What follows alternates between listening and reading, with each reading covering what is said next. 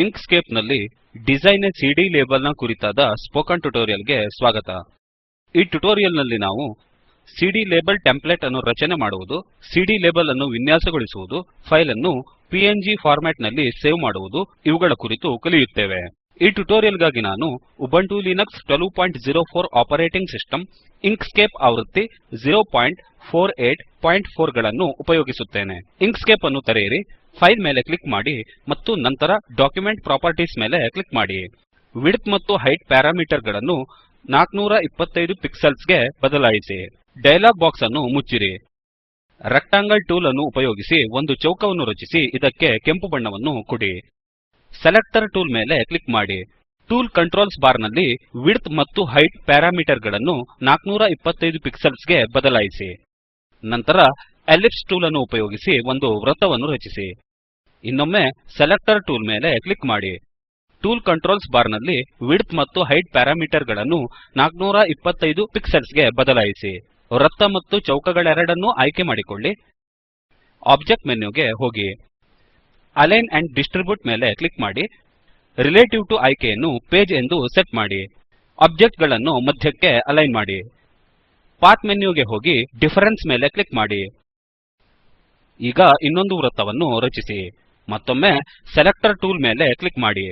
Width ಮತ್ತು height parameter ಗಳನ್ನು 85 pixels ಗೆ ಬದಲಾಯಿಸಿ. ಅಲೈನ್ ಮತ್ತು ಡಿಸ್ಟ್ರಿಬ್ಯೂಟ್ ಅನ್ನು ಉಪಯೋಗಿಸಿ ಇದನ್ನು ಪುಟದ ಮಧ್ಯಕ್ಕೆ ಅಲೈನ್ ಮಾಡಿ. ಎರಡೂ ಆಕೃತಿಗಳನ್ನು ಆಯ್ಕೆ ಮಾಡಿ. ಇದು ಟೆಂಪ್ಲೇಟ್ ಆಗಿರುವುದರಿಂದ ಇದರ ಬಣ್ಣವನ್ನು ಬಿಳಿಗೆ ಬದಲಾಯಿಸೋಣ. ಹಾಗಾಗಿ ಇದು ಕಾಣುವುದಿಲ್ಲ. ಲೇಯರ್ ಮೆನ್ಯುಗೆ ಹೋಗಿ ಮತ್ತು ಲೇಯರ್ಸ್ ಮೇಲೆ ಕ್ಲಿಕ್ ಮಾಡಿ. ಪ್ರಸ್ತುತ ಲೇಯರ್ ನ ಹೆಸರನ್ನು ಸಿಡಿ ಟೆಂಪ್ಲೇಟ್ ಎಂದು ಬದಲಾಯಿಸಿ. ಅಕಸ್ಮಾತ್ತಾಗಿ ಆಗುವ ಎಲಿಮೆಂಟ್ ಗಳ ಚಲನೆಯನ್ನು ತಪ್ಪಿಸಲು ಲೇಯರ್ ಅನ್ನು ಲಾಕ್ ಮಾಡಿ. ಈಗ ಇನ್ನೊಂದು ಲೇಯರ್ ಅನ್ನು ವಿನ್ಯಾಸಗೊಳಿಸಿ ಅದಕ್ಕೆ ಸಿಡಿ ಡಿಸೈನ್ ಎಂದು ಹೆಸರಿಸೋಣ. ಇದನ್ನು ಸಿಡಿ ಟೆಂಪ್ಲೇಟ್ ಲೇಯರ್ ನ ಕೆಳಗೆ ಇಡಿ. ಈಗ ನಮ್ಮ ಸಿಡಿ ಟೆಂಪ್ಲೇಟ್ ಸಿದ್ಧವಾಗಿದೆ. ನಾವು ಇದನ್ನು ಬೇರೆ ಬೇರೆ ಸಿಡಿ ಗಳಿಗೆ ಬಳಸಿಕೊಳ್ಳಬಹುದು. ಮತ್ತು ನಮ್ಮ ಎಸ್ವಿಜಿ ಫೈಲ್ ಅನ್ನು ಸೇವ್ ಮಾಡೋಣ. ಫೈಲ್ ಗೆ ಹೋಗಿ ಸೇವ್ ಆಸ್ ಮೇಲೆ ಕ್ಲಿಕ್ ಮಾಡಿ. ಡೆಸ್ಕ್ಟಾಪ್ ನಲ್ಲಿ ಸೇವ್ ಮಾಡೋಣ.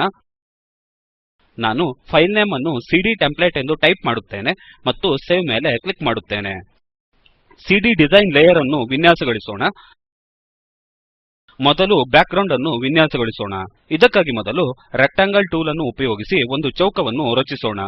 ಬಣ್ಣವು ಬಿಳಿಯಾಗಿರುವುದರಿಂದ ಅದು ಕಾಣದೇ ಇರಬಹುದು. ಬಣ್ಣವನ್ನು ತಿಳಿ ನೀಲಿಗೆ ಬದಲಾಯಿಸೋಣ. ಸೆಲೆಕ್ಟರ್ ಟೂಲ್ ಮೇಲೆ ಕ್ಲಿಕ್ ಮಾಡಿ.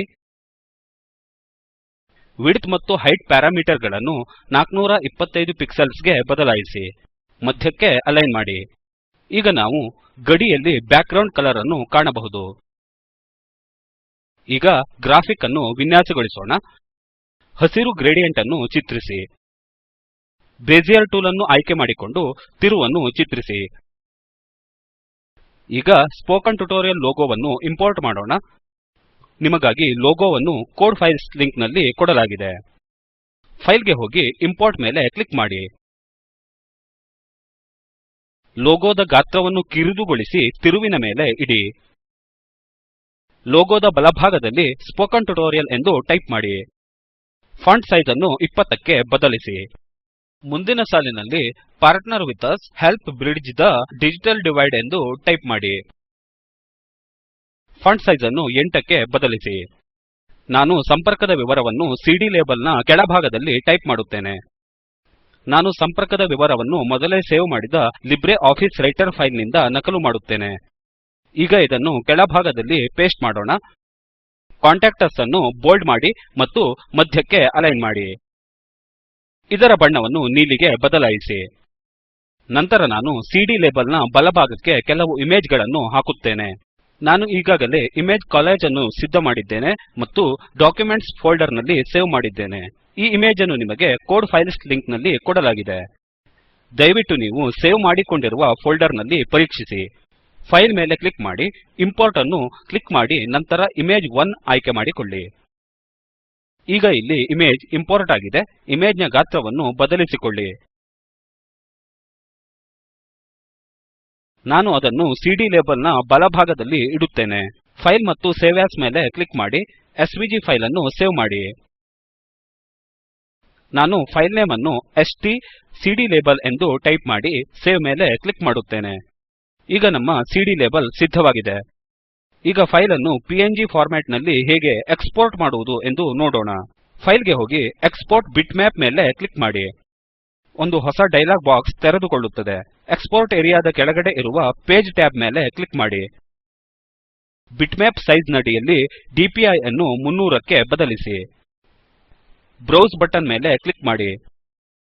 ನಾನು ಫೈಲ್ ಅನ್ನು ಸೇವ್ ಮಾಡಲು ಡೆಸ್ಕ್ಟಾಪ್ ಅನ್ನು ಆರಿಸಿಕೊಳ್ಳುತ್ತೇನೆ ಮತ್ತು ನಾನು ಫೈಲ್ ನ ಹೆಸರನ್ನು st-cd-label ಎಂದು ಟೈಪ್ ಮಾಡಿ ಸೇವ್ ಮೇಲೆ ಕ್ಲಿಕ್ ಮಾಡುತ್ತೇನೆ.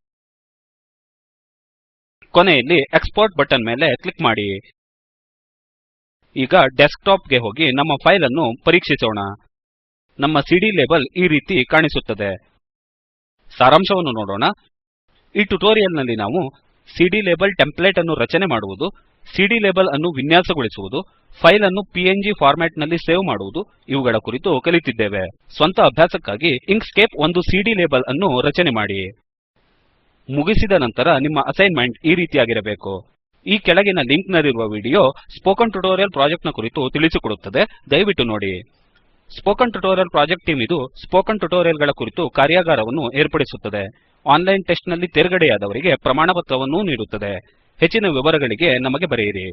ಸ್ಪೋಕನ್ ಟ್ಯುಟೋರಿಯಲ್ ಪ್ರಾಜೆಕ್ಟ್ ಇದು ರಾಷ್ಟ್ರೀಯ ಸಾಕ್ಷರತಾ ಮಿಷನ್ ICT MHRD ಭಾರತ ಸರ್ಕಾರದಿಂದ ಅನುದಾನಿತವಾಗಿದೆ. ಇದರ ಕುರಿತು ಹೆಚ್ಚಿನ ಮಾಹಿತಿ ಈ ಲಿಂಕ್ ನಲ್ಲಿ ದೊರೆಯುತ್ತದೆ. ಇಲ್ಲಿಗೆ ನಾವು ಈ ಟ್ಯುಟೋರಿಯಲ್ ನ ಕೊನೆಯನ್ನು ತಲುಪಿದ್ದೇವೆ. ಭಾಷಾಂತರ ಮತ್ತು ಧ್ವನಿ ವಿದ್ವಾನ್ ನವೀನ್ ಭಟ್ಟ, ಉಪ್ಪಿನಪಟ್ಟಣ. ನಮಸ್ಕಾರ, ಧನ್ಯವಾದಗಳು.